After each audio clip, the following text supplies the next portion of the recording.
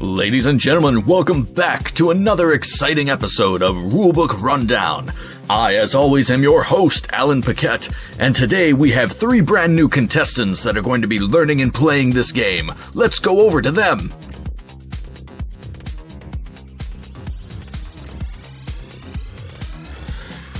Riveting. Well, as you know, we'll be learning the game and then competing for it for some big money, big prizes.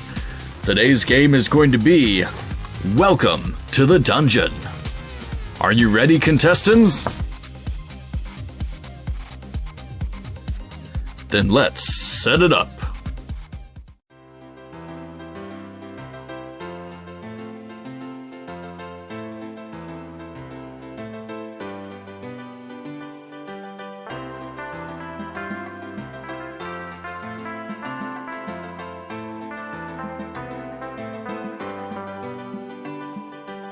Alright, this is Welcome to the Dungeon.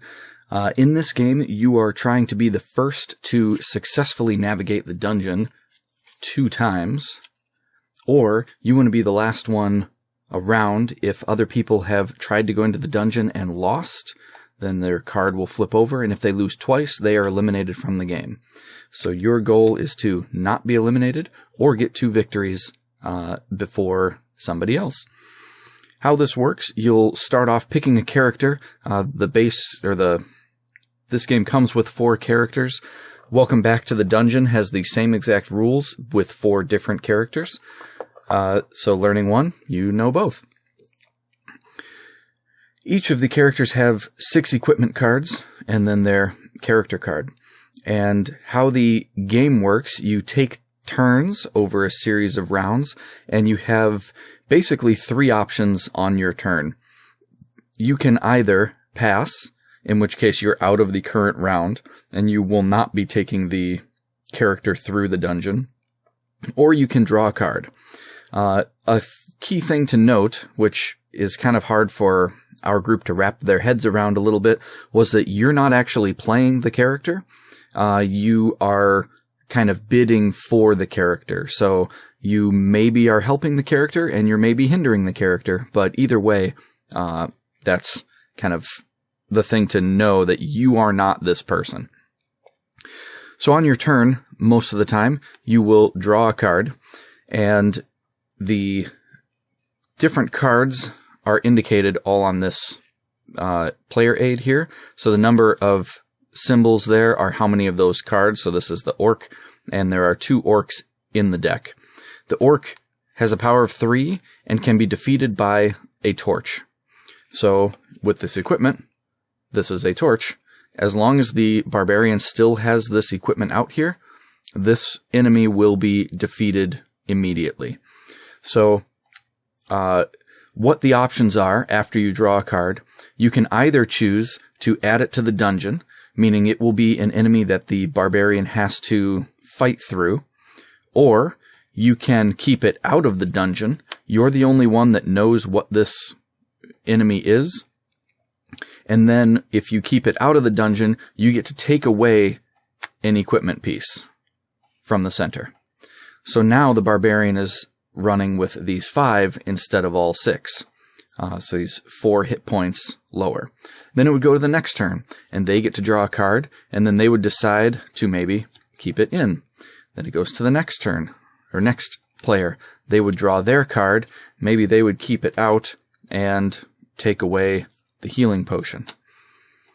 So this will continue with cards being added to the deck until you kind of think that there's maybe too much in here, that these equipment that are left are not going to be able to defeat everybody in there.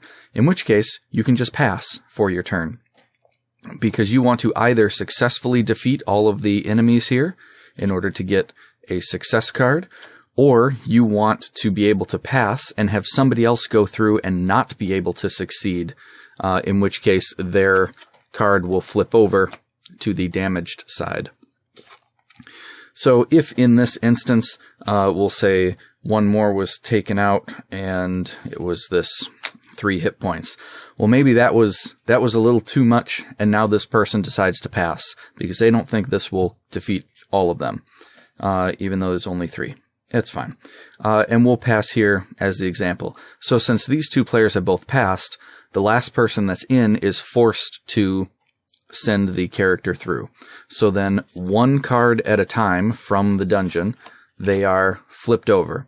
So this is a skeleton, can be defeated by the torch or the chalice, if one of the other characters has that symbol there. So he has the torch, so this enemy is just immediately defeated. As well as this enemy, because there's a torch, immediately defeated.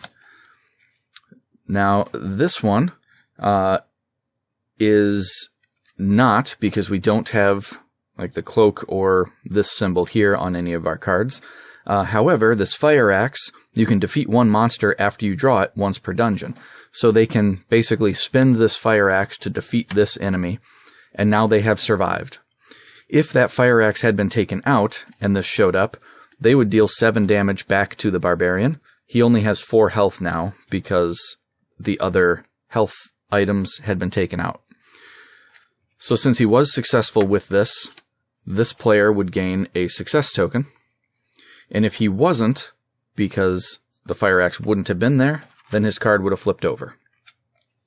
So then, once a dungeon has been resolved, the cards reshuffle, and whoever had gone through the dungeon last gets to pick the next character to go through. So the barbarian would be out, and they would maybe have the rogue come in. And the rogue has a lot of similarities, but you'll notice there's not a torch or the hammer, but there is the cloak that we saw for that large demon enemy. And so some of them have like a special ability that you can do, like this Ring of Power. You can defeat monsters with strength 2 or less, and then add their strength to your hit points. That's pretty cool, but that might be taken out by somebody. Yeah, so then the deck gets reshuffled, and then you go again, starting with the player who ran the previous person through. They get to go first, whether they want to add to the dungeon or take out with an item. And it proceeds like that until somebody has either successfully won twice or lost twice. And then they're out of the game. And if you're the last one remaining, then you win. And that's all there is to it.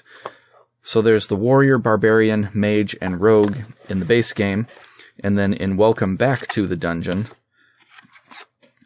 there is the necromancer, the princess, the bard, and the ninja. And then this is just to keep track of health stuff. So yep, that is Welcome to the Dungeon, and Welcome Back to the Dungeon.